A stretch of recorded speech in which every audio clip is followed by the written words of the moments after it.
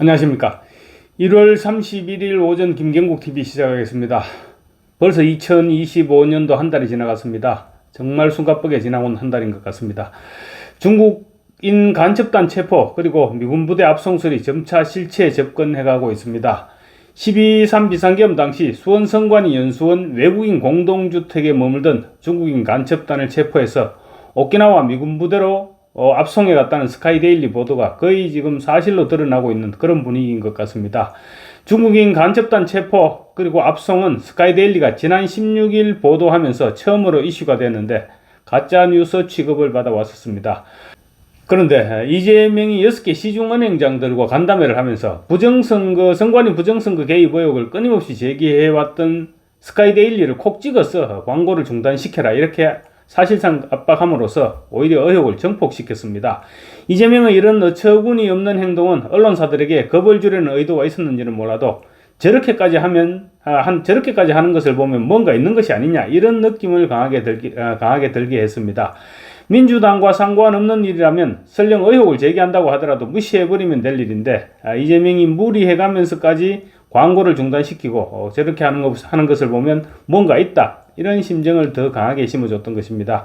스카이데일리는 백지 광고로 맞서면서 계속 의혹을 제기해왔는데 여러 정황들이 지금 스카이데일리의 보도가 팩트였음을 뒷받침하고 있는 것 같습니다. 스카이데일리는 어제 트럼프 대통령의 자문위원단에 포함된 재미교포 김회창 박사가 미국 국무부로부터 한국에서 체포된 중국 간첩단의 미국 압송은 팩트라고 확인했다 이렇게 보도를 했습니다. 김회창 박사의 발언 요지는 1월 초 블링컨 미국 국무장관이 급하게 예정이 없던 일본 방문길에 나섰는데 1월 20일 트럼프 정부가 들어서는 동시에 퇴임할 블링컨 장관이 느닷없이 일본을 방문했던 것이 바로 중국인 간첩 사건 때문이었다는 것입니다. 당시 트럼프 당선인 인수위 측 국무부 담당 인원들도 함께 동행을 했고 체포된 중국인들 가운데 미국 부정선거에 관련됐던 중국인들을 골라내서 미국으로 압송하기로 결정을 했다는 것입니다.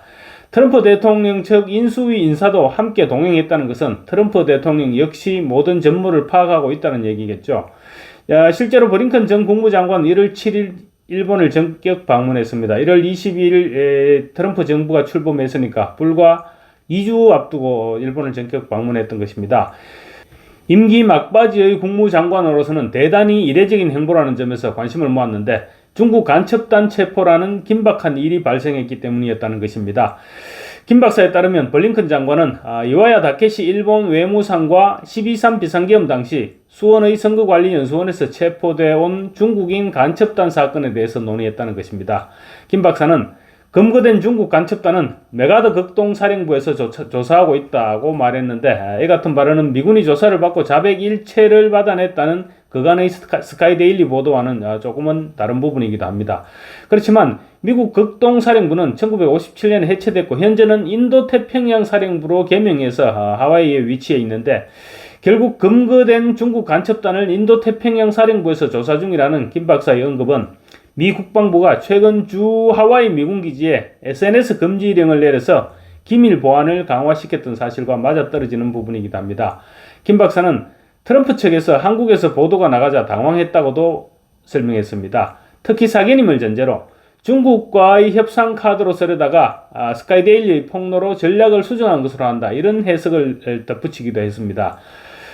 김 박사는 그러면서 백악관 쪽으로부터 중국인 간첩단 근거 및 미국 압송 사실을 전해들었다 이렇게 부연했는데 구체적인 신원에 대해서는 말을 아꼈다고 합니다. 스카이데일리는 김 박사가 말한 백악관 소식통이 누구인지에 대해서 미주 한인 매체 뉴스앤포스트의 홍성구 대표로부터 오프 더 레코드를 전제로 확인을 했다고 주장하고 있습니다. 김 박사가 홍성구 대표에게 백악관 소식통이 누군지에 대해서 오프 더 레코드를 전제로 설명을 해줬고 스카이데일리는 홍성구 대표로부터 같은 전제하에 설명을 들었다는 얘기인 것 같습니다. 기사의 신빙성을 위해서 백악관 관계자가 누구인지는 굉장히 중요한데 김 박사가 이 부분을 밝혀줬다는 것입니다. 스카이데일리는 최근 지난해 12월 3일 경기도 수원 선거관리위원회 연수원에서 기습 전개됐던 한미공조 중국인 간첩단 검거 작전은 미 정보당국 산하 블랙옵스팀의 작품인 것으로 밝혀졌다 이렇게 보도하기도 했죠. 블랙옵스팀은 곧바로 오키나와 미군기지로 이들을 데려갔는데 한국현행법으로는 중국인이 간첩죄를 저질러도 처벌하지 못하기 때문에 일본으로 압송해서 한국 부정선거 관련자들을 국내로 들여보내지 않고 있다는 것입니다. 북한을 제외한 외국인을 간첩죄로 처벌할 수 있는 간첩법 개정안은 민주당의 반대로 지금 국회를 통과하지 못하고 있습니다. 검거된 중국인 간첩 혐의자들은 한국과 미국 선거 조작에 개입했을 뿐만 아니라 우리나라 댓글 조작에도 관여했다는 자백을 미 정보당국이 신문 과정에서 확보한 것으로 드러났다고 스카이데일리가 보도한 적이 있습니다. 스카이데일리는 중국인 간첩단 체포 및 오키나와 미군기지 압송 기사를 둘러싸고 가짜뉴스설이 계속 나돌자 아예 취재 경위까지 설명을 했습니다. 극좌 친중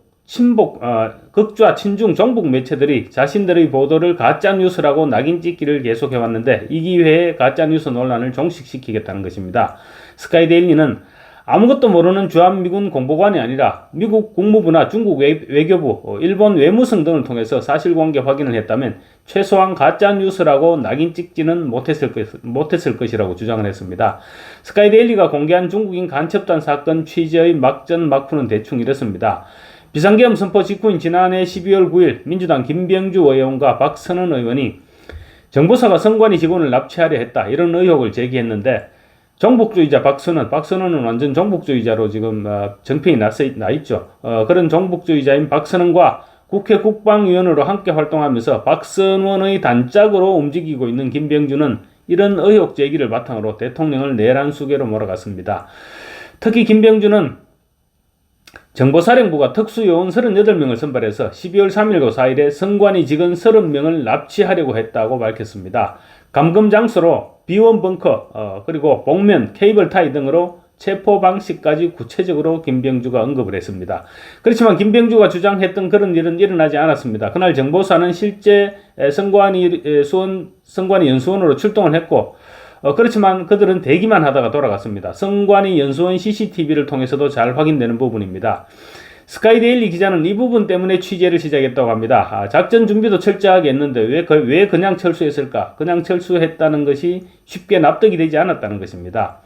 선관위 연수원에서 별일이 터지지는 않았지만 겸군의 선관위 연수원 진입은 눈속임용이었을 수도 있고, 그렇다면 정작 작전은 다른 곳에서 벌어질 가능성이 있지 않았겠느냐, 이런 추측을 했었다는 것입니다.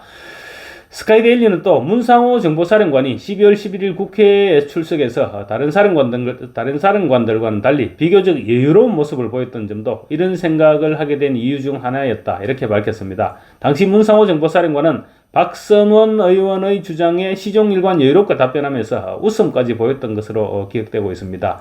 선관위는 그날 수원 연수원 생활관에는 교육연수가 있었고 겸군은 연수원에 들어온 적이 없다, 그래서 스카이데일리 보도는 가짜뉴스다, 이런 주장만 지금 계속 반복하고 있습니다. 그런데 핵심은 12월 3일 이후 선관위에서 사라진 중국인 사무원이 있는지 여부입니다. 윤석열 대통령의 변호인단은 헌법재판소에 선관위의 외국인 선거사무원 고용 현황 자료를 요청했고 헌법재판소가 지금 동의를 한 그런 상황입니다. 이 부분이 핵심입니다.